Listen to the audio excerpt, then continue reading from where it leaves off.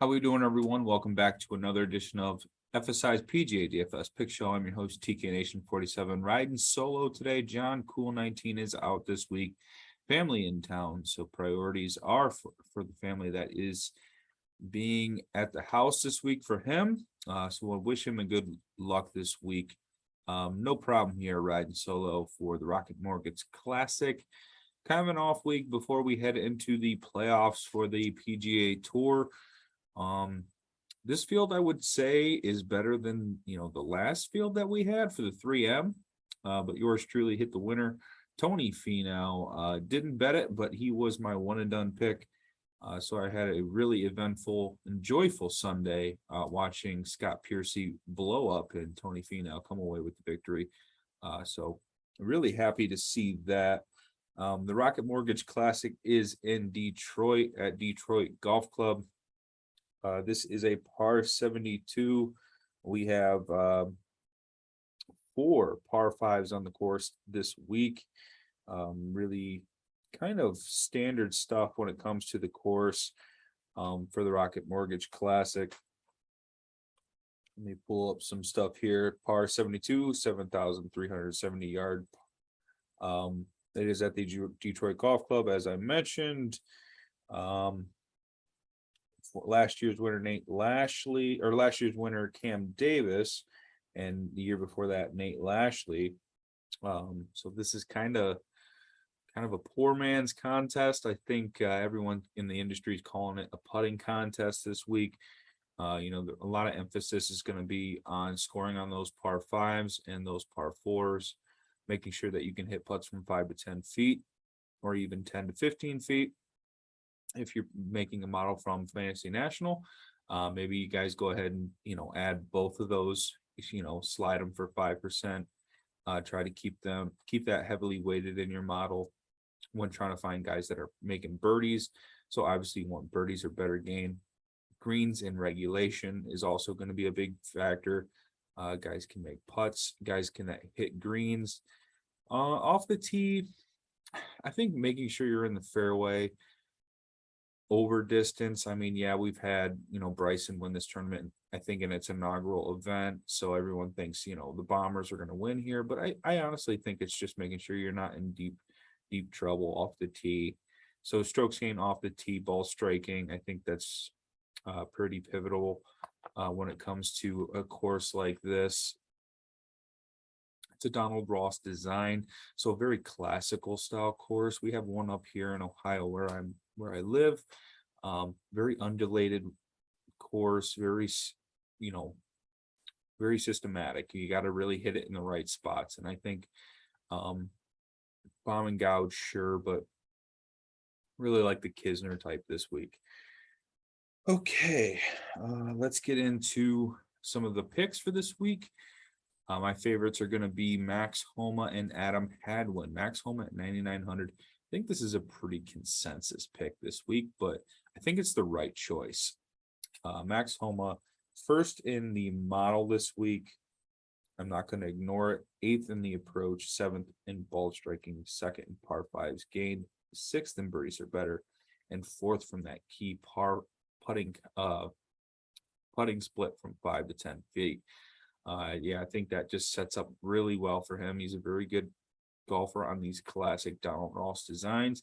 He's in really good form, just coming off a vacation, so he's probably feeling a little rejuvenated, spending a couple of weeks in Europe after his eventful Open Championship. So I think Max Homa makes for a really solid play heading into the playoffs, trying to get back into the swing of things. It's funny, following him on Twitter, he alluded to being bored a couple of times. He doesn't know how not to turn it off for golf, so maybe it won't be a hard thing to do to turn it back on. Adam Hadwin at 8,400. I like he's been grinding throughout the whole year. He finished 4th here in 2020, then he missed the cut in 2021. I'm not really leaning on course history. I'm looking at it. I wouldn't say it's the most key factor for me when it comes to this course and its breakdown. I think more or less I'm making sure that they fit the course well. Very strategic, very intelligent golfers that can make a lot of putts, hit it close. I think that's realistically what you need. I mean, I think anyone can do that from any point in time. And I think at any point in time, someone could, have one thing go wrong and they'd miss a cut in a contest like this, where you'll probably see a -2, -3 cuts made number for this week. So yeah, back to Adam Hadwin. I think he's in some really solid form. You would probably say that is a value for him at 8,400. He spent the last couple of weeks at the John Deere as one of the highest priced golfers. At the 3M last week, he was in the 9K range, dropping down to the 8,400 price tag after a couple of bigger names entered the field. I'm not really going to deviate from anything from him. The approach hasn't really been there. He did finish 7th at the US Open. I think a lot of it has to do with him playing well around the greens. And we have those par fives that we alluded to, those 4 par fives. I really think that's where Adam Hadwin makes up the difference here. And that's why I feel really safe with him on a course like this. He's 9th in the field in par fives. The around the green game, he's gaining over 2 strokes per event since, I can't tell. I think in his last 5 events, he's gained over 2 strokes around the green. One week with a hot putter and hot approaches to go along with those guaranteed birdies on those par fives and possibly eagles. Yeah, I think it makes for a really good play. Adam Hadwin, 28th on the approach, 19th par fours, 16th on opportunities gained, 13th birdies or better, 10th in the model. I think Adam Hadwin, really good play. All right, so usually John is going to split this up with me here in these value plays. So I did do 4 for you guys, and I'm going to rattle through them pretty quickly. You might have noticed this slide didn't change from last week. You're right. It's because I'm going to keep playing Chris Gotterup and Nick Hardy. Prices dropped from 8K and 79K or 7,900 from last week. It's funny to see Hardy down there at that price tag with that outright number. I think it's getting squeezed a little bit. I could see some ownership on Hardy. I think he's a really solid play.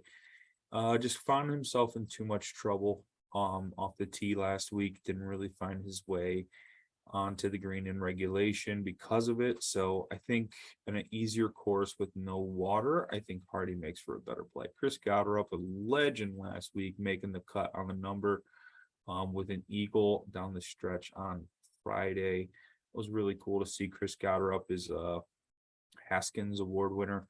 Really good young talent. I think the whole industry is watching this man closely right now.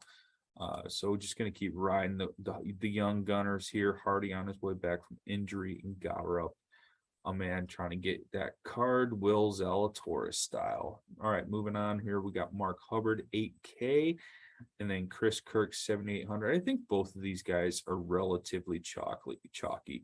Hubbard is in some crazy form right now. He did take off for the 3M Open. But he is now back in the field for the Rocket Mortgage Classic. I think that might have been due to some fatigue, having played a lot of events in a row. That's just me speculating. But I do want to mention he did withdraw from the 3M Open. So we have to be careful with Hubbard. We got to make sure we're not seeing ourselves on the wrong side of a withdrawal. But 8K, not a bad price tag. It's a little too pricey. Especially when you have guys like Hubbard, Henley, and Siwoo Kim around him. But I think that makes him a little bit lower owned than anticipated. And the guy's been an elite putter. He's gained over at least 2 strokes in his last 5 events with that putter, coming away with a top 10 at the Barracuda Championship. Chris Kirk, mega chalk this week at 7,800. 40-1. As you can tell, them odds have been dropping quickly. This guy's rating out top 5 in everyone's model this week. I just wanted to kind of bring them up on the slides here to talk about how I think it's a really good play to fade him in GPPs. I think it's a decent cash block. Obviously, I think it makes for a solid play. I could see him performing really well, being 4th in the model, grading out top 50 in almost every category, and even top 20 in the majority of the model rankings for me. Yeah, coming in with some decent form. He does struggle with the putter though. So if the putter is abysmal this week, Chris Kirk can't hit anything from inside 5 to 10 feet, and he doesn't make the cut or he doesn't perform the way he should at that ownership number. I think it's a good GPP fade. All right, moving on to the sleeper slide here. We got two guys that we played in the past. Chesson Hadley at 6,900, super hot putter going on right now. Top 5 from 5 to 10 feet with the putter. 180 to 1. I don't mind that if you wanted to get a top 20 bet going. He did top 10 last week. I think he continued. Chesson Hadley's a streaky golfer. He's going to play well when he plays well. He's going to miss a ton of cuts in a row when he's not playing well. So I'm going to ride the form with Hadley. So keep playing Chesson. And then Bo Hostler, another super good putter. He's really struggled off the tee. And I think a lot of it had to do with just not being in the right courses for him. He did miss the cut at the Travelers. I don't know if he was a miscut at the, pull up Mr. Hostler here for us real quick. Hostler was a miscut at the Travelers and at the 3M, but he hadn't played in a month since the Travelers. When he was at the 3M, he was really bad with those irons. But I did watch him at Memorial on Saturday. Dude couldn't hit the green to save his life, but he was nailing everything from 20 feet. This guy can get really hot with the putter sometimes. Really good on those slopey greens as well, and those classic courses. You know, Nicholas course at Memorial, pretty classic style setup. 21st at the Charles Schwab Challenge in Fort Worth. You know, another Texas event. Byron Nelson 17th. But yeah, I like Hostler. 6,800, not much down here in this 6K range. So I just kind of went with Bo Hostler because I think putters down here, if guys that are consistently good with putters, maybe they have consistent C this week. So we'll see. All right, moving on to the last slide of the night here. We got the one and done slide. John, as I mentioned, with his family at the moment, didn't get a chance to get his one and done, so we're going to throw up the TBD. I'm not really sure of his ranking. And I erased it too quickly to see who he picked last week, but we'll talk about my side of the story here. In 584th, I jumped about 500 to 600 spots with that Tony Finau win. So any win from here on out, I think, is a big mover, especially since a lot of guys have a lot of these studs taken away, unless they've been saving them for the FedEx Cup events. I'm not really sure. I know I don't have any of the main studs. I don't have Cantlay. I just had Finau. I don't have Zalatoris. I don't have those guys at the top. So I'm gonna go take my chances with Adam Hadwin and see if he can at least give me a top 10, keep me in that money range, keep me going forward. We'll see what happens with the Canadian.